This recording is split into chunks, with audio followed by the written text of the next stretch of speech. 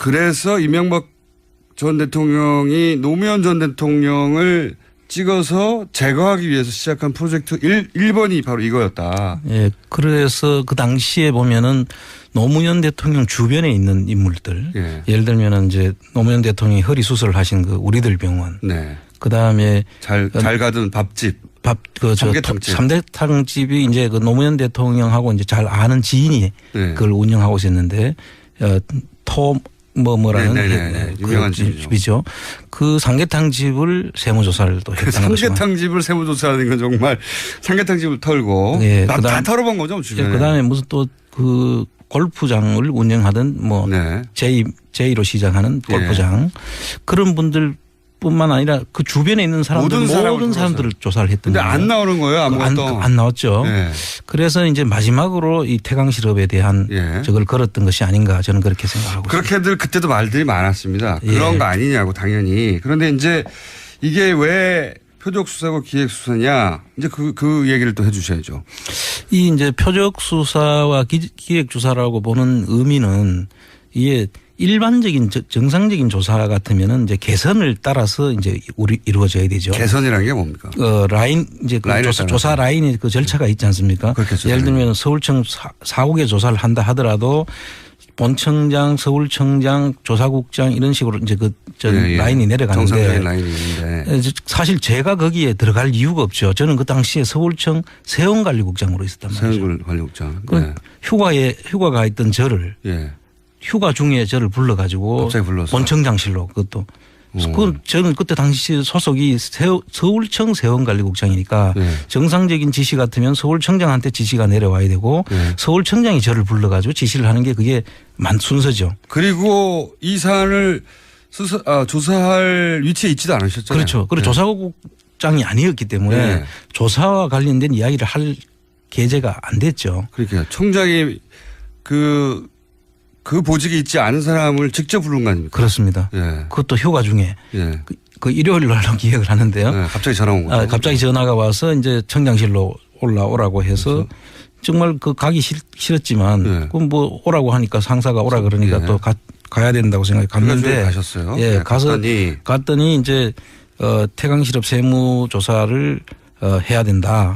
이 태강실업 세무조사해야지 노무현을 잡을 수 있다. 실제 그런 이야기를 했죠. 그 자리에서? 직접 들으신 얘기예요? 직접 들은 이야기죠. 그래서 번개. 또 우리 잡을 수 있어요. 그래서 한 발로 번개. 그 당시에 이제 그래서 서울청 세원관리국장인데 정상적인 절차를 아까 이야기했듯이 절차를 밟아서 지시를 하면 한상률 청장이었죠 당시에. 그 당시 한상률 청장이었죠. 그래서 들어가서 이제 그렇게 이제 소극적인 저항을 했죠. 그 절차를 밟아달라. 소극적인 저항을. 그랬더니 아니 청장이 지시를 밟아주면 될 거 아니냐 이런 거예요. 그렇지만 사실은 조사국장이 아닌 사람한테 하락하면 그 일을 맡기는 그 정당한 의미가 있어야 되잖아요. 그렇죠. 그런데 청장이 시키면 하는 거지 이런 식으로 이야기를 해서 노무현 대통령을 잡으려면 이거 해야 되니까 네가 해 이거 아닙니까? 그런데 그 이유는 제가 이제 국제조세 관리관도 했고 이제 그 당시에 이제 총무과장 할 때 본청 총무과장도 제가 했는데 그때 이제 베트남을 청장을 수행해서 간 적이 있습니다. 다른 청장님을. 그래서 그분들하고 이제 베트남 청장을 제가 이제 여러 번 이제 제가 만난 적은 있습니다. 그러니까 베트남 이 박연차 회장 같은 경우에는 베트남의 그 국빈 대우를 받고 있다고 하더라고요. 그것도 한상률 청장이 내한테 해서 내가 그때 그분의 위치를 알은 거죠. 일단 조사를 했군요. 쭉 조사를 했는데. 그래서 이제 국빈 대우를 받고 있기 때문에 보통 사람이 가서는 이 베트남 청장의 그 협조를 얻어내기 어렵다. 그러니까 당신이 직접 가야 된다. 베트남에서 대우를 받는 기업인이니까 그냥은 안 해줄 것이고 아는 사람이 가야 한다. 베트남을 털어야 되는데. 그런데 당신이 베트남 쪽 해본 적 있지 않냐. 베트남을 여러분 가기도 했고 이제 오면은 그분들하고도 그 접촉이 있었고 잘 알지 않느냐. 그래서 그런 이유로 뭐 조사국장도 아닌 사람을 불러가지고 이야기한다는 것은 분명한 의도가 있었지 않겠습니까? 그렇죠. 당연히. 이 말도 했고 노무현 대통령 잡으려고 하는 거잖아요. 했다고 했고 그리고 그 순간 그 이야기를 하면서 또 이런 이야기를 했어요. 그때 제가 대구청장에서 좌천시켜 놨잖아요. 예. 서울청 세원관리국장 한 서너 단계를 좌천을 시켜 놨는데 그 명예를 대학생을 중학교로 하라고 한 거죠. 성과를 내면 명예를 회복시켜 주겠다. 아. 이렇게 이제 그 또 자천을 시켜놓고 말 들으면 다시 올려줄게. 그렇게 이제 또 그 덥석 물지 그러셨어요. 그 상황은 너무나도 명백하게 보이지 않습니까? 그 당연히. 내용이. 예. 그리고 저는 사실 상당히 존경하는 분이고 노무현 대통령은 지금도 그 이야기만 하면 막 가슴이 먹먹해지는데 그걸 하라 그러니까 좋을 리가 없죠. 제가. 당연히 이게 무슨 말이냐고. 그렇죠. 그런데 이제 그걸 하라고 하니 내심 계속 이제 절차를 밟아라 뭐 그렇게 다른 이유에 이제 이야기를 한 거죠. 예. 그런데 하라면 하는 거지 뭐 말이 많으냐는 형식이었어요. 그 당시에. 그래서 이제 그 조사를 하라고 하면서 조사에 투입할 것을 이제 지시하길래 그럼 절차를 밟아주고 명령을 내려달라. 그러면 내가 하겠다. 그러니까 그건 내려주겠다라고 하면서 얼마 안 있으면 베트남 청장이 올 거다. 그러면 그 베트남 청장을 내가 또 다시 접대를 하라는 거예요. 영접을 하고. 그래서 내가 베트남 청장을 그 영접하고 이런 것도 제가 할 일이 아니잖아요. 당연히. 그 오면 그 국제조세관리관 이 나서서 해야 될 일이고 보직이 다 있는데 거기 다 그 사람들 나중에 보니까 그 사람들도 나오긴 나왔더라고요. 무슨 일이 있었냐면 한 베트남 청장 회의가 있었습니다. 그때 한국하고 베트남 청장 회의가 있어서 그 당시에 중구에 있는 한국의 집에 저를 거기에 참석하라고 한 거예요. 그 저녁 식사하는 자리에. 일단 가서. 근데 저는 퇴근을 해버렸죠. 참석하라고 여러 번 지시가 내려왔는데 항상 소극적 저항. 그 당시에 싫어 퇴근 뭐 이런 거. 제가 퇴근을 해서 집에 가 있는데 그 당시 세원관리국 국제조세관리관을 할 때 제가 같이 근무했던 과장이 몇 차례에 걸쳐가지고 계속 독촉 전화가 옵니다. 빨리 참석하라고. 청장이 이제 명령했겠죠. 빨리 그렇죠. 실제로 한상윤 청장이 나를 계속 빨리 오라고 한다고 지시가 떨어졌다. 그래서 오라고 해서 제가 그때 가면은 이제 술을 먹을 걸 알고 이제 집사람 차를 타고 저는 이제 운전을 할 수 없는 상황이 될 거니까. 소극적으로 가셨어요. 갔어요. 그 자리에 이제 앉아가 있는데 이제 베트남 벌써 가니까 건하게 이제 그 저녁 자리가 이제 벌어져 있습니다. 그래서 그 자리에 제가 참석을 했는데 이게 나중에 저를 거기에 투입하지 않았다고 베트남 세무조사에 박연차 태강실업 세무조사에 저를 투입하지 않았다라고 한상유리가 계속 그렇게 이야기를 합니다. 나중에 이게 문제가 되니까 이제 정치적 세무조사로 이제 이게 저희가 참석했다는 자체가 이제 정치적 세무조사로 의심받을 수 있는 부분이죠. 그렇죠. 처음부터. 둘 사이에만 얘기했을 때는 두 사람이 얘기 안 하면 되는데 그렇죠. 그 자리에 간 순간부터는 누구나 다 알 수 있으니까. 그렇습니다. 그 자리에 투입하지 않았다고 나중에 거짓말을 했어요? 다 거짓말하고 검찰에서 나중에 한상률 청장이 검찰 조사를 받게 되는데 미국에 도망갔다 다시 와서 전자 조사 받을 때 제가 그때 참고인 자격으로 한상률 피의자의 안원구인 참고인 자격으로 제가 가서 대질신문을 요청을 합니다. 제가. 대질신문. 그래서 그 대질신문에는 영상이 지금도 있습니다. 그래서 그 자리에서 계속 제가 그 자리에 올 수도 없었고 오지도 않았다고 계속 부인을 하고 그전 사전 그 검찰 조사에서도 그 부인을 했었더라고요. 보니까. 그런데 그 자리에서 만나서 대질을 하는 과정에서 자기도 모르게 제가 거기에 참석할 수밖에 없었던 거를 설명을 하는 과정이 나와서 그 모든 것이 이제 다 거짓말 했던 것이 오히려 자기가 거짓말이었다는 것이 들통나는 그런 사건이 생깁니다. 재밌네요. 그 내용이 뭐냐면 저를 계속 그 베트남 그 조사에 안홍구는 세원관리국장이고 밖에서 보면 제가 거의 전혀 참여할 이유가 없는 거죠. 그렇죠. 그 조사할 이유도 없고. 조사할 이유도 없고 그것도 베트남 그 청장이 왔는 자리에도 제가 가서는 안 되지 않습니까? 그런데 거기에 갈 수도 없었다라고 계속 부인을 했는데 그 자리에서 이런 이야기를 합니다. 내하고 그러니까 안홍구하고 그 베트남 청장이 얼굴을 마주 보는 순간 서로 잘 모르는 것 같아서 결국 저를 베트남 세무조사에 투입하지 않았다. 이제 그 말을 해버렸군요. 이렇게 이야기를 합니다. 그러면 그 자리에서 나를 보는 두 사람이 만나는 걸 본 당사자는 자기지 않습니까? 예. 그럼 내가 거기에 그 자리에 없었다는 이야기는 다 거짓말이 돼버리죠. 그러니까 이제 거짓말을 하다가 부인해야 될 게 거짓말을 나가니까. 그렇죠. 부인하다가 어떤 부분은 해명을 하는 과정에서 이렇게 드러나 버렸군요. 그렇습니다. 네. 그래서 그 뒤부터는 뭐 저를 투입하려고는 했는데 그 뭐 날짜는 다르다 뭐 언제 뭐 이런 이야기를 하면서 변명으로 투입했다는 사실은 시인을 하게 되죠. 그렇군요. 이게 이제 원래 태광실업은 중소기업 재기 600위권 중소기업이었고 또 부산에 근거했기 때문에 서울 지방국세청장의 조사 사국에서 특별 세무조사 하는 것 자체가 이미 적시적이다. 그거는 이제 교차조사라는 그 명목으로 했다고 하죠. 예. 근데 이 교차조사라는 건 A 지방청과 B 지방청이 서로 손을 바꿔 가지고 조사하는 겁니다. 그 당시에 지역에서 그 보통 우리가 토착 세력이라고 보통 이야기하는데 유력 기업인들이 있지 않습니까? 그 지역에 있는 유력 기업인들은 그 해당 지방청하고는 또 서로 긴밀한 관계 있을 거니까 그래서 이렇게 손을 바꿔서 조사를 하는 것을 다른 동네를 조사하는 거죠. 교차 조사를 하는 것인데 이거는 그 하명 조사를 중심으로 하고 뭐 중수부에 해당된다고 이야기할 정도 검찰 중수부에 해당된다는 서울청 조사 사국을 거기다 이제 조사를 했다는 것은 이거는 특별한 의도가 있지 않고는 전례가 없는 일이다. 그런 일은 핑계에 불과하고 그렇습니다. 그때도 문제가 됐었죠.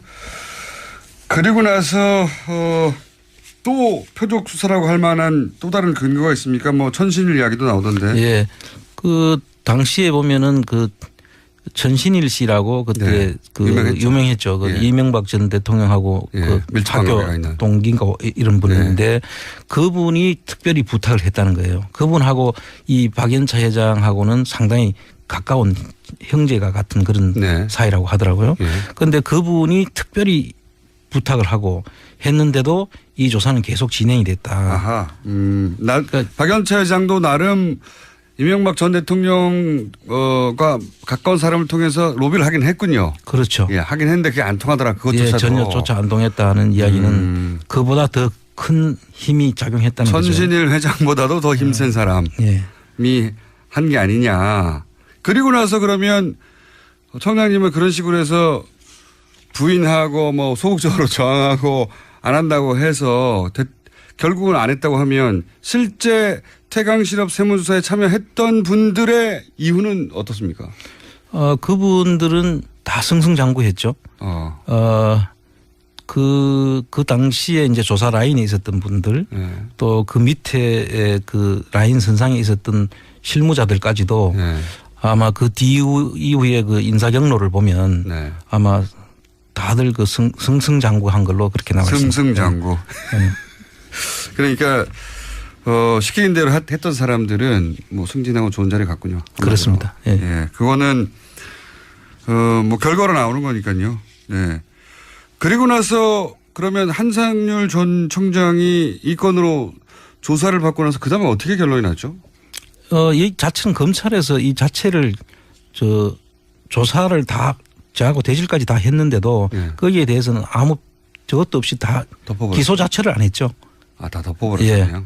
그 본인이 뭐 이 직권을 남용을 했는지 아니면 뭐 표적 조사 자체가 뭐 검찰 어느 상황에 해당되는지는 모르겠는데 그 부분에 대해서는 검토가 돼야 될 걸로 보는데 뭐 보는 건 나중에 시인을 다 했고 했는데도 거기에 대해서는 검찰에서도 조차 아예 기소 자체도 안 했죠.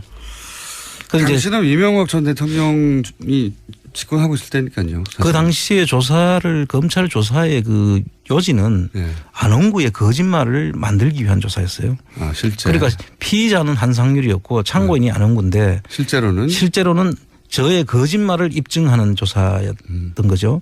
그래서 그 당시에 검사가 이제 저한테 와서 하는 이야기는 자기들이 볼 때는 저의 말이 100% 다 맞다. 그러나 나중에 사석에서 한 말입니까? 아니, 검찰청 내에서 저한테 한 이야기입니다. 어쨌든 조사 받을 때 아니고 조사 끝나고 나서. 그렇죠. 조사 끝나고 나서. 그런데 그 이야기를 하고 난 다음에 그 자기들도 어쩔 수 없이 이렇게 할 수밖에 없다는 걸 이해를 좀 해달라고 저한테 그렇게까지 당부를 검사도 당시 하명 조사를 하고 있었던 거군요. 그렇게 봐야죠. 예, 한상률 전 청장도 하명 조사를 했던 것이고 청장님도 하명 조사를 당해가지고 결국은 감옥 가시죠. 예. 감옥 가시는데 그러면 한상률 전 청장은 피의자였지만 형식은 피의자였지만 면제해주기 위한 것이죠. 면죄부 조사였다는 것이 거의 제가 그 당시에 받은 느낌이 확실한 것입니다. 결과도 그렇죠. 예. 실제로 그 조사 이후에 소위 다 털리고 나서 털어지고. 예, 이거 말고도 많이 있었거든요. 이거는 그냥 태광 실업 세무조사였을 뿐이고 예. 그 외에 그 혐의 사항들이 많았는데 예. 그 내용들도 다 사실은 다 밝혀졌죠. 다 밝혀졌는데도 무슨 연유인지 그 당시에 미국 가 있는 동안에 받았던 고문료. 예. 고문료 7억 5천9백만 원인가. 고문료라는 걸 좀 설명해 주십시오. 고문료는 기업에다가 네. 자문을 하고 예. 거기 대가로 받는 돈인데 그렇죠. 한국에 있지도 않는데 예. 미국에서 그 돈을 받았다는 거 아닙니까? 그래서 그것도 말들이 많았죠. 예. 그러니까 소위 체재비를 그렇죠. 미국에 있는 동안 한국에 돌아올 수가 없었기 때문에 당시에 체재비를 대기업이 대준 거 아니냐. 그렇습니다. 예. 왜냐하면은 보고서 몇 개 쓰고 몇 억씩 받았으니까요. 그 보고서도 아주 광고와 관련된 보고서. 본인이 광고에 그렇게 전문가인 줄 저는 몰랐어요. 그때도 많이 있었습니다. 그때도. 이걸로 몇 억씩 받는 게 말이 되냐. 근데 여하간 대기업으로부터 결국은 그동안에 체재하는 비용을 받았다. 그래서 그 보고서 하나를 가지고 고문료는 다 기소 자체에서 뺐고. 그것도 다 빼버렸고. 그 기소를 한 것은 주정회사에서 받은 고문료인데 그걸 6,900만 원을 가지고 기소를 했더라고요. 그런데 그것도 그 기소도 이제 현직에 있는 과장이 주선을 해서 본인이 받게 된 건데 그 현직에 있는 과장은 거기에서 이제 기소해서 몸이 아프다는 이유로 기소 유예를 해버렸어요. 그 공동정범으로 봐야 되는데 그걸 기소 유예를 해버렸죠. 친절하고. 그러니까 실제로 주관했던 그 직원을 기소를 유예해버리니까 당연히 그 자체 결과는 뻔하지 않습니까? 그래서 그 결과를 무혐의를 받았다고 주장을 하더라고요. 그리고 나서는 결국 당시에 한상률 전 청장이 새누리당 공천을 받으려고 했다는 얘기도 그때 당시 있었습니다. 실제로 공천을 거의 다 받는 것으로까지 알려졌는데 하루 전날 바뀌었다는 이야기를 기자로부터 들었죠. 왜 하루 전날 바뀌었는지 저는 모르겠어요. 이제 본인은 당선 가능성이 있을지 모르나 다른 사람들한테 영향을 준다. 그러니까 이게 그때 이제 돌던 이야기는 한상률 전 청장이 이렇게 해서 국회의원까지로 재등장하게 되면 다시 이야기가 불거진다. 그렇죠. 그러려면 본인은 모르겠으나 다른 입 후보자들 그 사람들한테 영향을 미치게 돼서 오히려 전부 다 낙선을 할 가능성이 있으니까. 노무현 전 대통령 표적 수사의 당사자가 국회의원까지 다시 되면 그 사안으로 당시 총선이 그 논란으로 다시 이제 휩싸일 것이고 그러면 불리하다 이런 판단이었다고. 그렇게 들었습니다. 그런 이야기들이 있었습니다. 근데 정확한 이유는 모르고 그런 추정들이 많이 나 있었죠. 그렇습니다. 지금 본인이 직접 연루됐던 태광실업 세무조사 기획조사에 대해서 얘기하고 있는데 그럼 이걸 누가 했을까요? 누가 이걸 지시했을까요? 그 지시를 당시에 이제 한상률 청장하고 이명박 대통령이 독대했다는 얘기는 여러 번 했었죠. 독대를 한두 번 했다. 그리고 나중에 조사 결과는 그거를 민정실을 패스를 해버린 거예요. 요즘 코리아 패싱 이런 이야기를 많이 하는데 사실 민정 패싱을 한 거예요. 그러니까 민정에서 상당히 그걸 불만이었고 그걸 국세청에다가 이의를 제기했다라고 하는 그 조선일보 기사가 그 당시에 있었습니다. 그래서 그걸 보면 직접 둘이가 다이렉트로 이야기했는 것 같고 그거를 뒷받침하는 그 두 사람의 전화를 제가 옆에 있을 때 봤습니다. 아, 그래요? 그러니까 이명박 전 대통령과 한상률 청장이 다이렉트로 통화하는 내용을 직접 들으셨다고요? 그렇죠. 저하고 단둘이 있는 자리에서 그 전화를 받는데 네. 이제 그때 뭐 추정을 할 수밖에 없긴 한데 전화를 제가 듣지는 못했으니까 손을 이렇게 엄지손가락을 이렇게 지켜듭니다. 이 전화가 여기하고 통화하는 거다라는 식이죠. 그래서 그 국세청장이 여기라고 할 때는 뭐 재무부 장관이겠어요? 아니면 대통령밖에 있을 수 없잖아요. 그래서 제가 그때 추정하기나 그렇게 저는 인식을 받아들였죠. 그렇게 알아들으라고 얘기하는 그런 거겠죠. 전화가 2번 있었어요. 그런 전화가. 네. 네. 사건 현장에 많이 계셨군요. 그렇습니다. 자, 요거 할 얘기 더 있어요. 예, 요거 할 얘기 더 있는데, 태광 실업이 표적 기획 세무조사였던 것은 그 출발부터 아예 한상률 청장이 당시 안원구 청장님에게 노무현을 잡기 위해서 이걸 시작하는 거라고 말하는 순간. 네, 그렇죠. 말했다는 것으로부터 이미 알 수 있는 내용. 네. 그거 직접 들으신 거 아닙니까? 그렇습니다. 요 사안은 저희가 아직도 뒷부분이 많이 있습니다. 오늘은 여기 1부 하기로 하고요. 다음 주에 나머지 2부, 흥미진진한 2부가 좀 남아 있습니다. 그 사건의 현장에 많이 계셨어요. 네. 최순실 은닉재산 추적하는 것은 그 다음 시간에 또 이어서 하기로 하고, 태광 실업 표적조사에 관한 것은 오늘 1부 여기서 마치도록 하겠습니다. 지금까지 번개 한 번밖에 안 했네요. 네. 그렇습니다. 안원구 전 대구지방국세청장님이었습니다. 감사합니다. 감사합니다. 뿐만 아니라 그 주변에 있는 모든 사람들을 조사를 했던 근데 거예요. 안 나오는 거예요, 아무것도. 안 나왔죠. 네. 그래서 이제 마지막으로 이 태광 실업에 대한 저걸 걸었던 것이 아닌가 저는 그렇게 생각하고 있습니다. 그렇게들 그때도 말들이 많았습니다. 그런 거 아니냐고 당연히. 그런데 이제 이게 왜 표적수사고 기획수사냐 이제 그 얘기를 또 해 주셔야죠. 이 이제 표적수사와 기획수사라고 보는 의미는 이게 일반적인 정상적인 조사 같으면은 이제 개선을 따라서 이제 이루어져야 되죠. 개선이라는 게 뭡니까?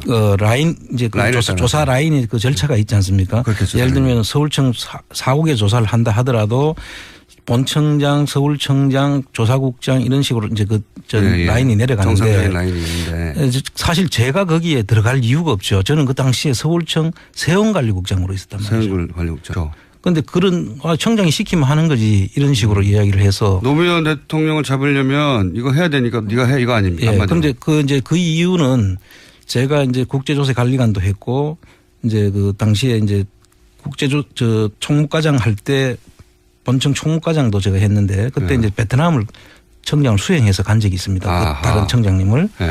그래서 그분들하고 이제 베트남 청장을 제가 이제 여러 번 이제 제가 만난 적은 있습니다. 그러니까 베트남 이 박연차 회장 같은 경우에는 베트남의 그 국빈 대우를 받고 있다고 하더라고요. 그것도 한상률 청장이 내한테 해서 내가 그때 그분의 위치를 알은 거죠. 일단 조사를 했군요. 쭉 조사를 했는데. 예. 그래서 이제 국빈 대우를 받고 있기 때문에 보통 사람이 가서는 갔더니 이제 태광 실업 세무 조사를 해야 된다. 이 태광 실업 세무 조사해야지 노무현을 잡을 수 있다. 실제 그런 이야기를 했죠. 그 자리에서? 예. 직접 들으신 얘기예요? 직접 들은 이야기죠. 그래서 번개. 또 우리 잡을 수 있어요. 그래서 한 발로 번개. 예. 그 당시에 이제 그래서 서울청 세원관리국장인데 정상적인 절차를 아까 이야기했듯이 절차를 밟아서 지시를 하면 한상률 청장이었죠 당시에. 그 당시 한상률 청장이었죠. 그래서 들어가서 이제 그렇게 이제 소극적인 저항을 했죠. 그 절차를 밟아달라. 소극적인 저항을. 그랬더니 아니 청장이 지시를 밟아주면 될 거 아니냐 이런 거예요. 그렇지만 사실은 조사국장이 아닌 사람한테 그 하락하면 그 일을 맡기는 그 정당한 의미가 있어야 되잖아요. 그렇죠. 그래서 이명박 전 대통령이 노무현 전 대통령을 찍어서 제거하기 위해서 시작한 프로젝트 1번이 바로 이거였다. 예. 그래서 그 당시에 보면은 노무현 대통령 주변에 있는 인물들. 예를 들면은 이제 노무현 대통령이 허리 수술을 하신 그 우리들 병원. 그 다음에 잘 가던 밥집. 삼계탕집이 이제 그 노무현 대통령하고 이제 잘 아는 지인이 그걸 운영하고 있었는데 뭐라는 유명한 집이죠. 그 삼계탕 집을 세무조사를 또 했다는 거죠. 삼계탕 집을 세무조사하는 건 정말 삼계탕 집을 털고 네. 다 털어본 거죠 주변에. 그다음에 무슨 또 그 골프장을 운영하던 뭐 제2로 시작하는 골프장 그런 분들 휴가가 있던 저를 휴가 중에 저를 불러가지고 갑자기 불러서 본청장실로 그것도 저는 그때 당시 소속이 서울청 세원관리국장이니까 정상적인 지시 같으면 서울청장한테 지시가 내려와야 되고 서울청장이 저를 불러가지고 지시를 하는 게 그게 순서죠. 그리고 이 사안을 조사할 위치에 있지도 않으셨잖아요. 그렇죠. 그리고 조사국장이 아니었기 때문에 조사와 관련된 이야기를 할 계제가 안 됐죠. 그러니까 청장이 그 보직이 있지 않은 사람을 직접 부른 거 아닙니까? 그렇습니다. 그것도 휴가 중에 그 일요일 날로 기획을 하는데요. 갑자기 전화 온 거죠. 갑자기 전화가 와서 이제 청장실로 올라오라고 해서 정말 그 가기 싫었지만 그럼 뭐 오라고 하니까 상사가 오라 그러니까 또 가야 된다고 생각해 갔는데 가셨어요. 가서